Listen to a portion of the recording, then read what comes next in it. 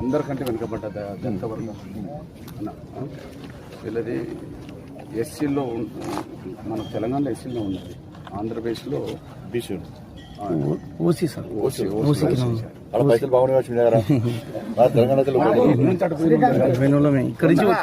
మనం ఆటపోయిన ఉన్నాయి. ఇప్పుడు అక్కడ ఆంధ్రప్రదేశ్ ప్రభుత్వం అంతకుముందు ఉన్న ప్రభుత్వం తీర్మానం చేసింది, చంద్రబాబు నాయుడు గారు తీర్మానం చేశాడు అన్న. మొన్న కమిషన్ వేసింది, దీనికి సపరేట్గా కమిషన్ రిపోర్ట్ కూడా వీళ్ళని చేర్చాలని ఉన్నది. టోటల్ ఇప్పుడు సెంట్రల్లో ఇప్పుడు ఆగి ఉన్నది అంతే. ఎక్కడ జనరల్ ఆఫ్ ఇండియాలో ఉంది సార్.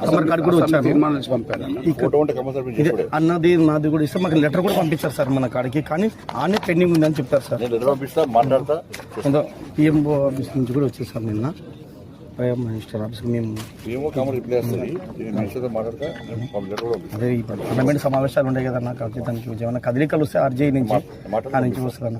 మా రిక్వెస్ట్ ఏంటంటే ఆర్జీఐలోనూ 2019లో కూడా గౌరవ ముఖ్యమంత్రి ఇదే చంద్రబాబు ఉన్నప్పుడు పంపించినప్పుడు రిటర్న్ వచ్చిందన్న. ఆర్జీఐ కొన్ని పాయింట్ చూపించి వెనుక కొట్టారు. మళ్ళీ 2023లో కూడా ప్రభుత్వం కూడా చేస్తే మళ్ళీ రిటర్న్ పంపించారు. ఇప్పుడు స్వయాన ముఖ్యమంత్రి టేకప్ చేసి ఏబిసిడి వర్గీకరణలో ఏ గ్రూప్లో బుడగజగం చేస్తూ తెలంగాణ మాదిరిగా ఖచ్చితంగా దీనికి నామోదు చేయాలని చెప్పి తీర్మానం చేసి పంపడం జరిగింది. ఇది ఇంప్లిమెంట్ అయితే చేస్తామన్నారు. పర్సనల్ గా చాలా సమస్యలతో కూడుకున్నది. మొన్న ఒక అమ్మాయి ఆత్మహత్య కులం లేకుండా జీవించే ఏదన్నా ఉన్నాడు.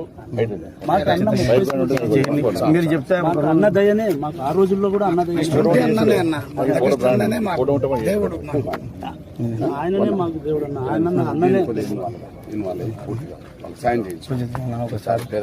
దీనికోసమే నేను హైదరాబాద్ నుంచి ఇక్కడికి వచ్చాను, ఎందుకంటే చేస్తా మాత్రం రిజల్ట్ పెడతాను.